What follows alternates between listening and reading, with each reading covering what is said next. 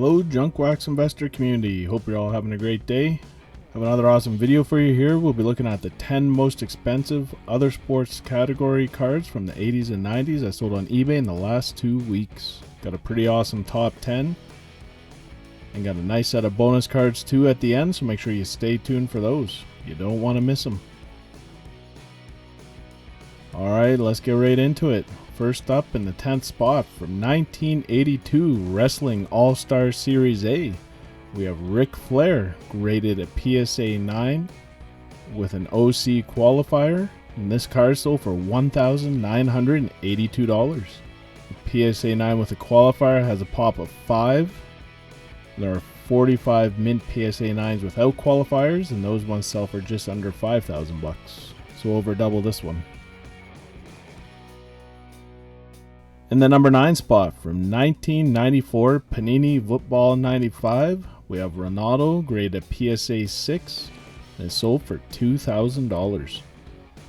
This card is a pop of 7, and there are 35 graded higher, with the highest being 5 Gem Mint PSA 10s. In the number 8 spot from 1992 Grid Formula 1, we have the Michael Schumacher rookie card graded Gem Mint PSA 10.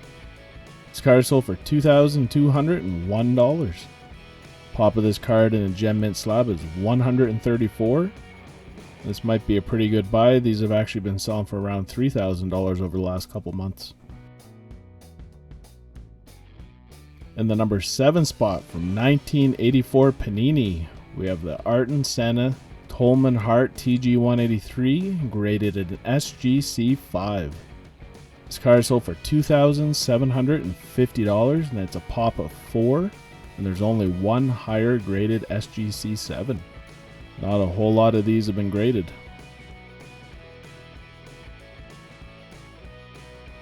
In the number 6 spot from 1992 Sports Illustrated for Kids, we have the Mia Hamm rookie card graded Mint PSA 9. This card sold for $3,000, and it has a pop of 40 in a mint slab, and there are only 2 higher graded Gem Mint PSA 10s. In the number 5 spot from 1998 Duo Cards WWF Superstars, we have the Rock autograph card with a BGS 9 grade for the auto. The card itself isn't graded, and it's sold for $3,150. There's no pop for this. There are 30 cards graded higher with actual numerical grades for the card itself. In the number 4 spot from 1982 Wrestling All-Star Series A, we have Hulk Hogan's rookie card graded a near mint PSA 7. This card sold for $3,750. This is the second highest sale for a PSA 7, with the record being $5,352 from back in September.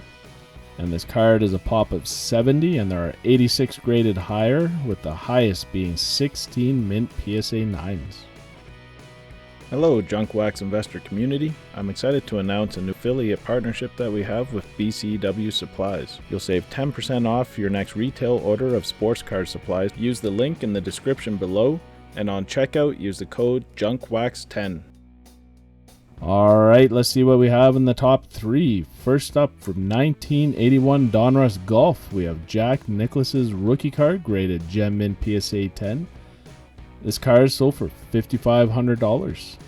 This is the third highest sale, with the record being $6,000 from April, and this card is a pop of 170 in a Gem Mint slab. In the number 2 spot from 1996 Sports Illustrated for Kids, we have Tiger Woods rookie card graded Gem Mint BGS 9.5. This card sold for $6,211. This copy has subgrades at 10 for centering, 9.5 for corners, edges, and surface, and it's a pop of 106 in a Gem Mint slab, and there are 14 graded higher. There's 12 pristine BGS 10s, and then there's also 2 perfect black labels out there. Alright, top in the list in the number 1 spot from 1984 Panini, we have the Ayrton Senna Grand Prix card in raw condition, and sold for $11,300. This is a crazy sale for a raw card. This copy actually looks to be in really good shape, and I've seen recent low-grade examples sell for almost 10K. And SGC only actually has 13 of these graded, and I can't find any of these in the PSA pop report, so it looks like a pretty rare card. Alright, that's it for the top 10. The total was $41,844. That's a pretty good total. The other sports category seems to be looking fairly steady actually over the last couple months. Okay, bonus card time, but before we do, please take a second to hit that like button and subscribe to the channel if you haven't done so already.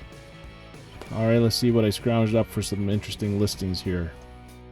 Up first, from 1996 Merlin's Premier Gold, we have a lot of 50 sealed packs, and it's sold for $1,725.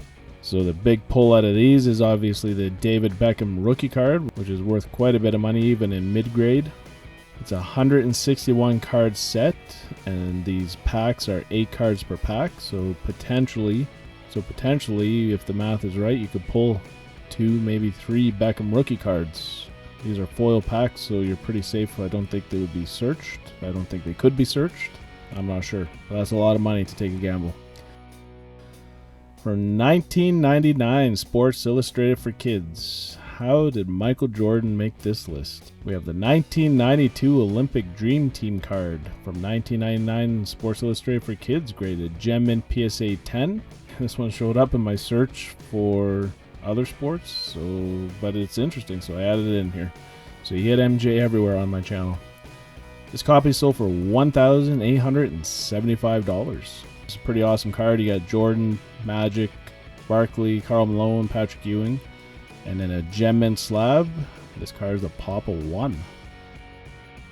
From 1998 Cardinal WWF Trivia Game Series 2, we have the Stone Cold Steve Austin card, graded Gem Mint BGS 9.5. This card is sold for a steal, I believe, at $59. No subgrades on this one, and in a Gem Mint slab, it's a pop 1, and there's none graded higher.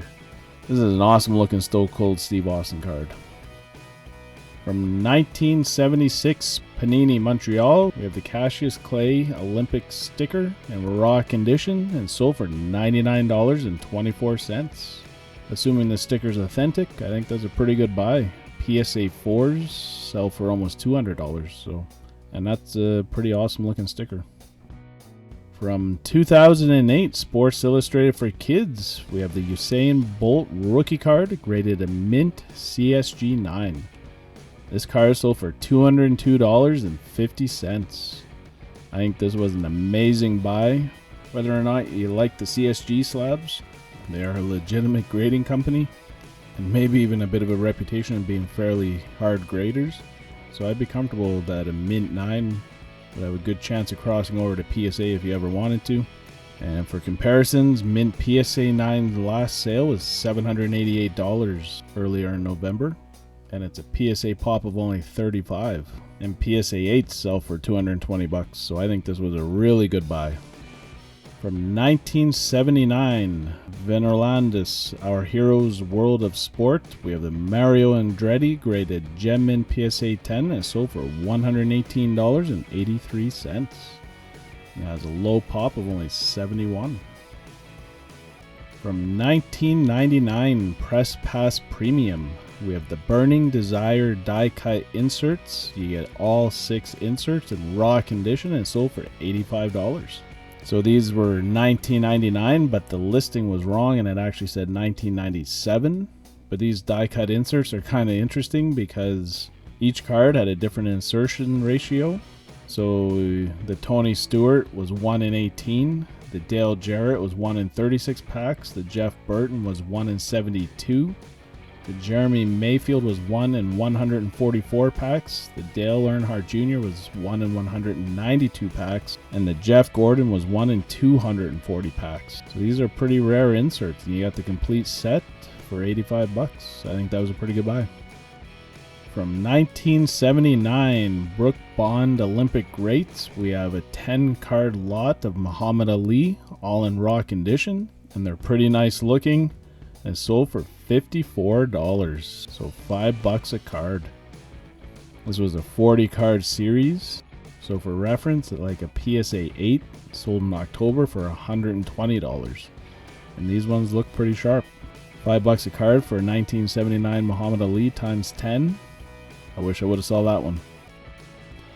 From 2000 Sports Illustrated for Kids, we have the Serena and Venus Williams card graded mint PSA 9 and sold for $1,300. This is a pop 13 in a mint slab, and there's none graded higher. From 1987, we have Mike Tyson's Punch-Out Nintendo game, rated a WADA 7.5, and it's sold for $900. This is the first time I put a video game on any of my lists. When I saw this one, I just knew I had to include it. This is so cool. Mike Tyson doesn't have a whole lot of cards from the 80s.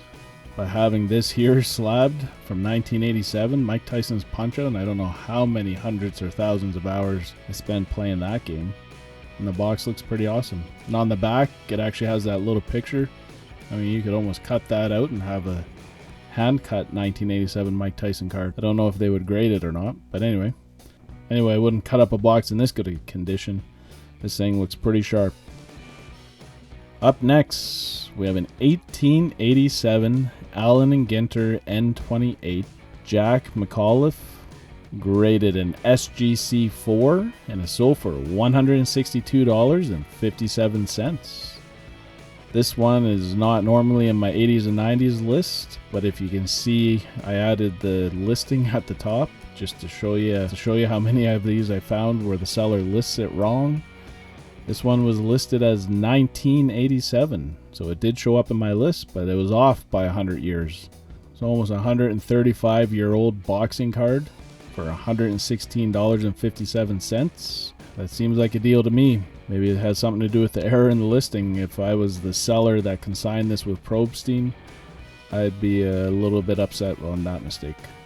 Just for reference, the SGC versus PSA, there's no PSA sales of this card in 2021. It's pretty low pop. There's not a whole lot graded.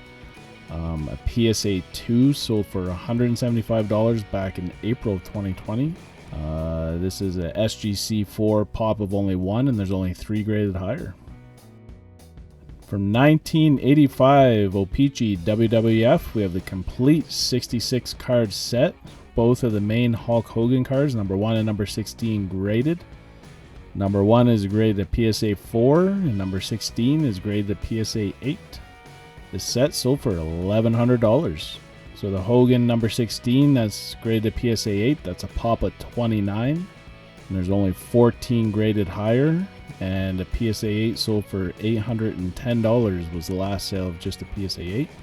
And the Hogan number 1 graded PSA 4 is a pop 4 with 57 graded higher, and the last sale of a PSA 4 was for $215. So that gets you over your $1,100, plus you get the other 64 cards in there in raw condition.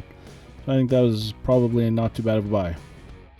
Alright, that's it for the video. Let me know in the comments below what your favorite cards were. If you haven't done so yet, please hit that like button. And as always, enjoy the rest of your day and keep collecting. Thank you. If you enjoyed this video, please hit that like button and subscribe to our channel. In addition, hit that bell icon and get notifications so you don't miss out on any of our future great content.